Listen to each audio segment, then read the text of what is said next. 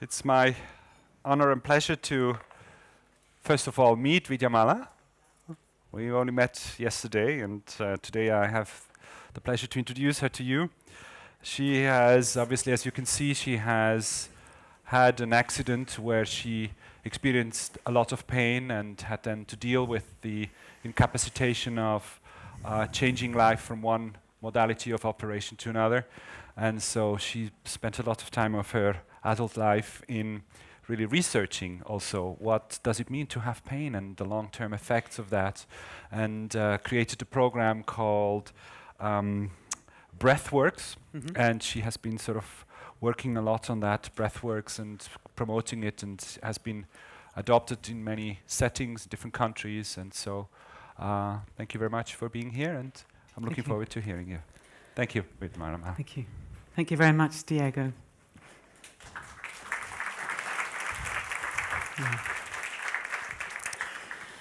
And I'd also like to thank Ola, who's a very good friend of mine, and Anders for the vision behind this gathering. I'm just a bit tangled up here. Don't want to be garroted before my talk. That would be unfortunate. Yeah, it's extraordinary, isn't it, that these two individuals can have this vision for how do we bring about a new society, a better world. And we're at the beginning of something. I feel very privileged and honoured to be here at the first one. And maybe in 10 years, when there's thousands of people here, people will say, were you at the first one? And we'll say, yes, we were. So, you know, we really need visionaries in the world, and I feel very touched by them. And thank you also for the other speakers. It's been really a fascinating morning. So in my presentation, just going to run through these topics, a little bit of an introduction, the burden of chronic conditions on society, which is truly frightening, the power of self-management methods, such as breathwork, as mindfulness, breathworks as a self-management method, what we teach, some applications, and where are we going next, or what are the doors that could open next. So a little bit about breathwork. So Diego's already said a little bit. I had one spinal injury is unfortunate, and 2 spinal injuries is careless. And I've had two different accidents.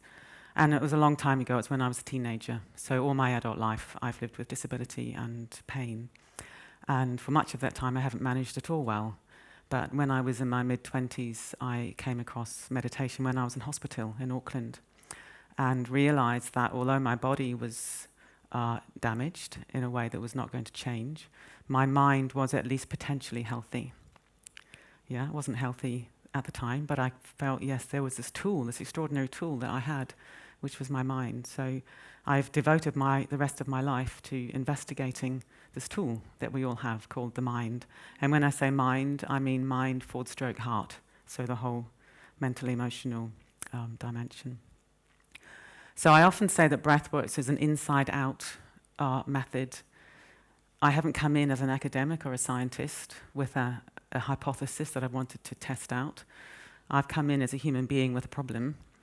I've discovered something that works, because it definitely does work, and then I've had to figure out, well, how do you communicate that to other people in a way that they're going to take it seriously, which of course means interacting with the scientists. So it's been very interesting moving from experience to theory, rather than theory to experience. I mean, I know that's a kind of false dichotomy, but that's been the journey. Still got problems with this noose. So here's a few figures. 1.5 billion people worldwide suffer with chronic pain. That's generally defined as pain that you've had for at least 3 months or more. That's a lot of people. That's 1/7 of the world's population. In a recent health survey in England, 20 million people in the UK live with chronic pain, 31% of men and 37% of women. 1 in 5 people in Europe, so that's probably the Swedish figure more or less, suffer moderate to severe pain, a very big survey done in 2006. In terms of Swedish costs, the cost of low back pain, both the direct costs of healthcare, the indirect costs of lost productivity, things like that, 20,000 euros per patient per year. It's a lot of money that's being spent on low back pain, and as we saw from Peter's slide, that low back pain is a very high incidence in some Western countries. In America, some 116 million people suffer with chronic pain at a cost of something like $635 billion a year. And of course, the problem worsens with age. In the UK, people who are over 75, 57% have pain daily. And again, as we've heard, we have an aging population. People living to 100, a lot of those people, it's not going to be a pleasant experience in their body. It's going to be worn out bodies with a lot of pain. And if we include all chronic health conditions, really it's quite epidemic. Chronic pain, chronic health conditions are becoming one of the major problems for society. It's taking up an increasing proportion of healthcare costs. Maybe 10 years ago, more money was spent on acute care. Now a lot more money is spent on chronic conditions. Partly because the acute care is working, so people are surviving things like cancer, and then they're left with all the long-term side effects from the treatment.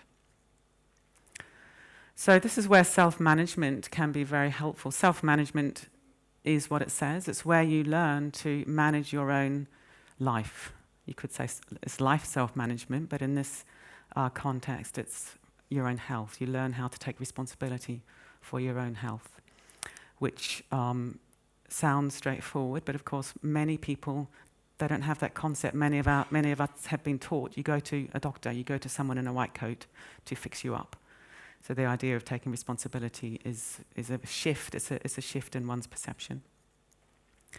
It gives control back to the individual. This is very important, and this is called having an internal locus of control as opposed to an external locus of control. So you feel you can have some control over your own well-being. And of course, if one is empowered, you will then seek external help appropriately. I'm not saying you don't ever go to a doctor, but you'd go to a doctor feeling that you're in the driving seat of the dialogue rather than the passive recipient of some external authority. So the method that we do at Breathworks is we're teaching people to help themselves. So we're not helping them, we're helping them learn how to help themselves. And I think it's probably self-management has probably got an enormous future in healthcare because it's cheap. Obviously, people are going to go to doctors a lot less if they're taking responsibility for their own health. Certainly, I hardly ever go to doctors now, whereas I used to go to doctors a lot. And it's very accessible. It's not high-tech. You just stick people in a room and teach them some basic tools of self-awareness and diet and exercise and things like that. And it can be very, very effective. And it can also overcome isolation. A lot of chronic health conditions are very isolating. You're stuck at home, you're tired, you can't go out, you've lost your job, your friends don't call around anymore. And so if you teach things like mindfulness in a group, then it's very, very, very helpful. And we can also use virtual groups, which I'll talk about later on, using the internet. So how do we operate as a self-management method? Now, there was a guy called Chris Brown who got one of these Varela Awards that we've heard about from the Mind and Life Institutes. That's a very nice coincidence. He works at the Human Pain Research Group at the University of Manchester, Salford Royal Hospital. This was published in the Clinical Journal of Pain, and this was working with 28 people with musculoskeletal pain. These are some of the changes that we saw. So on the left-hand slide, you see a big increase in self-management. So people felt much more able to manage their own pain after learning mindfulness, and we also teach compassion. Mindfulness increased. Their perceived control over pain increased a lot, which is very interesting. And their sense of helplessness decreased a lot. And those are the sort of changes we would hope to see. So they're quite sort of behavioural, psychological ways of relating to the difficult. We saw a lot of change. So what do we teach at Breathworks? It's very simple. I think this is one of the things that I've learned through my own experiences. Keep it simple. Mindfulness is not rocket science. I think as Amisha said, it's simple to understand but hard to practice, that kind of idea. But we can wrap it up in all kinds of complexity, but actually it's very, very simple. And the basic problem that one has when you're living with a chronic health condition is that you don't like it. Really what you're living with is, I don't like this. And the way I don't like this gets lived out in your life is very distressing. and very unpleasant. So how mindfulness can help is you're learning, or you're teaching people how to move away from this, I don't like this, system of living, to turning towards it, which is very counterintuitive. It takes a lot of courage to learn to turn towards the difficult. And then what you do is you investigate what's actually happening, not what you think is happening, or what you fear is happening, or what happened yesterday, but what is actually happening right now. So you look at it in quite a lot of detail. However, crucially, you do this with tenderness and care and acceptance and compassion. So it's not a kind of put it under the microscope approach, but it's embrace it. The way you would hold a child that was hurting. It's like, what's wrong? Why, how can I help you? So you relate to your own difficulty with great tenderness. And then, crucially, and this is the kind of crucial theoretical part of our program, you can unpack that experience into what we call primary and secondary suffering. So rather than it just being a great big blob of, I don't like this, it becomes, I have some unpleasant sensations. I can accept those. And then you realize how it's the resistance to the unwanted that's causing most of your distress. Resistance, primary sensations plus resistance equals secondary suffering. And that's all the mental, emotional, and physical reactions. Things like catastrophizing thinking, depression, anxiety, fear, and of course secondary physical tension. You've got pain, you tense against it, and then you've got more pain. So we use this exercise on our program, which is fun. So that person on your left has got a blue cushion on her lap, which represents the unpleasant sensations in her back, say. She's someone with back pain, let's say for argument's sake. And then we get other people in the group to pile all these other cushions on, which are all the secondary reactions. I can't go to work anymore, nobody likes me anymore, maybe I'm going to end up in a wheelchair, I can't walk the dog anymore. And you end up just burdened by all these cushions, all the secondary suffering. It's very good exercise. You can steal it if you want. Very, very useful. Because it's very felt. That person there, she's burdened, isn't she? She can't see out anymore, and she's weighed down by all these secondary suffering. And she can let go of all the red cushions. They're all optional. The blue cushion isn't optional. So mindfulness helps one accept the blue cushion, the primary suffering, to soften or dissolve resistance. That's a kind of crucial training. And then to reduce or even overcome the secondary suffering. So one can have pain and have an excellent quality of life. That's the thing that we're showing people. Very quickly, the methods. We teach 3 different formal meditation practices: a body scan, mindfulness of breathing, and kindly awareness, which is based on a Buddhist practice called the development of loving kindness. So that gets an equal weight with mindfulness. If we were to research that, I'm not quite sure how we'd work out which one was effective, but it seems to work, so that's the main thing.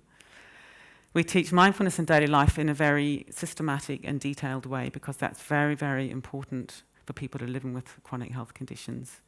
Meditating once a day is helpful, but then you've got another 23 hours to go crazy in. So we really unpack it in a very specific way. For example, I use a timer when I'm working, and every 20 minutes I stand up. And that's changed my life more than meditating. Yeah, because that's really changed my behavior. So one of the phrases that we use is, take a break before you need it. That's a take-home little phrase you can have. Take a break before you need it. I think intuitively as human beings we push the envelope and we keep going until we're desperate, and then we crash. And we have this kind of pushing and crashing cycle. So take a break before you need it. We teach mindful movement. I'm going to teach a little one in a moment. And everything that we do is based around the breath and learning to rest into gravity. Yeah, gravity is remarkable. It's here all the time, and very often we're kind of pulling away from gravity, which creates a lot of secondary tension. Yeah. So we're just going to do a little experiential thing now. Yeah, even though I'm told I've only got 5 minutes left. Just to show how simple this is, so if you just sit comfortably, and I would like you to make a fist with one hand. What's happened to your breath? Anyone breathing? Yeah? Do people find their breath stopped when they made the fist? Yeah. So that's what happens when you have pain or the unwanted in your body. It's like you've got a fist in your body, and not only have you got the tension, but you've got this inhibited breathing around the body. So now I'd like you to drop into gravity, really sort of rest down onto the chair. Just imagine that you're allowing your body to be held by gravity. And you've got your fist. And imagine breathing into the fist. And what does the fist want to do? Does it want to soften? Yeah. So that's one of the main trainings. So it's learning how to drop into the body, drop into gravity, identify these kind of areas of holding in the body, and then learn how to take the breath into those and to soften and dissolve. And that's a very, very good way of releasing this impulse to secondary suffering. So just a couple of drawings about the kind of theory again of the way we work. So the unaware human being tends to live strung out. We're pushing away the unpleasant and we're pulling the pleasant towards us. Yeah? So the pain is the unpleasant. Don't like that. Oh, want more of that. And does that look comfortable? Yeah? Interestingly, it's the crucifix as well, which I find quite interesting. So you're sort of crucified on your impulses of trying to avoid the pain and to prolong pleasure. So what we're doing is we're learning, teaching people to turn towards the pain with tenderness. And the dotted lines mean you're seeing into the fluid nature of experience. This is very, very important. Because people think of pain as being solid, the enemy, a thing. Actually, it's just a flow of sensations that are ever-changing. And we don't leave people there. Yeah, we don't leave people turn towards the pain and see into its nature. That would be not a very pleasant way of living. So then we get people to hold that, but then to also pay attention to what's pleasant. And we've not yet found anyone on a program who couldn't find something pleasant, which I think is very, very interesting, because people can think, oh, there's nothing pleasant, my life is awful. But it might be you've got a softness in your face, your hands are warm, your tummy's soft, you're not hungry, that might be pleasant. In hospital, it might be that the sheets on the bed are clean.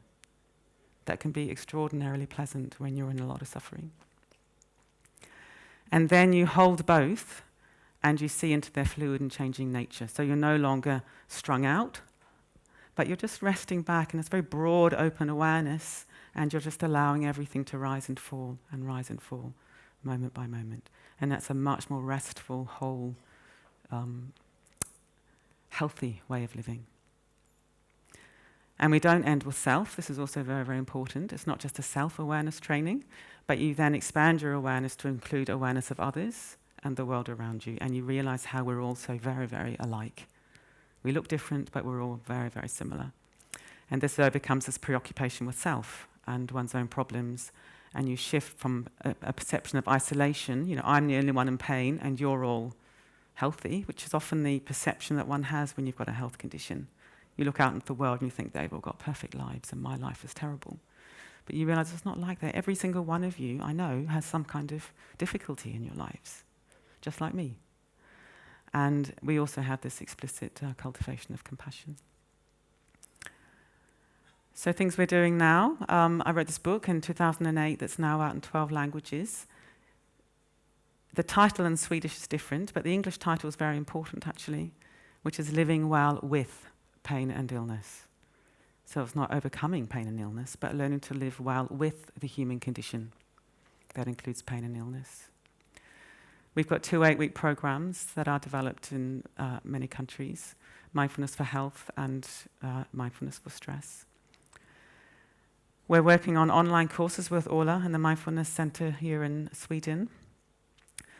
Very, very exciting. Involves 2 10-minute practices a day. So we're trying to make it achievable for people. And in fact, we're getting reports back from people that 2 10-minute practices a day, one in the morning, one in the evening, is more effective than 1 20-minute practice a day, because you're breaking up all the hours that you're not meditating. Yeah, so you're coming back to center twice a day rather than just once a day. And you can do that on your own using the online platform, but we're also experimenting with using other forums where you can bring people together for a web-based group. And there's a thing called VoiceThread, which is brilliant. So we've had people from many, many different countries all reporting back how they're getting on with their practice. And again, some people say it's more effective than a weekly face-to-face class because they're talking to people every day. Now, of course, you could do a weekly face-to-face class and VoiceThread, which would be really brilliant. But, embrace the technology that's out there. It's very exciting. That's what the platform looks like. Doing a couple of projects with the Department of Health in the UK. This one's very, very exciting.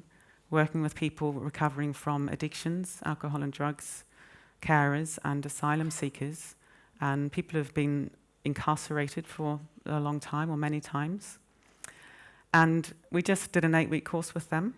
It was so life-changing that then the Department of Health gave us more funding to train them up to become mindfulness champions, and then they're going to go into their communities and deliver the program. And they'll be able to go into prisons much more effectively than, say, me, because they can speak to their own population, their own community. They're really remarkable people, horrific stories. And we're involved at the moment in a workplace trial, Department of Health, trialing online course, face-to-face course, and they're mixed. The online course plus some input from the trainer. Obviously, the online course is very attractive because it's cheap, but it does seem that people benefit from some additional input and sort of teaching about what they're doing on the online course. And they're hoping to roll that out nationwide. So vision for where do we go next? Well, one of the things which I personally am very, very passionate about is how do we get mindfulness to the hard-to-reach populations? Yeah, like in the north of England, the average reading age is 12. These people aren't going to read books on mindfulness. They're not going to read literate, educated books on mindfulness. So I've just written a book with this journalist, Danny Penman, who's a journalist for one of the tabloid newspapers in the UK. So he really knows how to write for your average reader. And he's done a book, a sister volume that he published a couple of years ago with Mark Williams called Mindfulness. That's been a real bestseller. So I'm hoping that working with Danny, he knows how to write about this stuff in a way that people can access. Otherwise, it just stays a kind of academic or interest. And I don't want it just to be for the middle classes, the educated middle classes. There's all kinds of evidence that poor health is much worse in lower socioeconomic groups, and we're not reaching those people at the moment. So this is one of my huge passions. So I'm wondering about computer games. I've got a friend who's a GP and says when you go into the homes, you do home visits into people from these really deprived populations, there's no books in the house. But there are great big plasma TVs and computer games. So I'm just curious. I don't know anything about computer games, but I'm very excited about how do we engage with these people because they need mindfulness and they will really benefit from mindfulness. And I'm very excited to be alive at this time where we're living through a revolution. The last decade has been a digital revolution. It's a bit like the Industrial Revolution in 10 years. And we're alive now. There's all this stuff happening. And how can we really embrace technology to roll this stuff out? Yeah, because I suspect, reading books about 8-week courses probably isn't the thing of the future, but I'm not quite sure what the thing of the future is yet. Yeah. So really anything to ease the burden of suffering in society. That's the passion, just get it out there. Okay, thank you.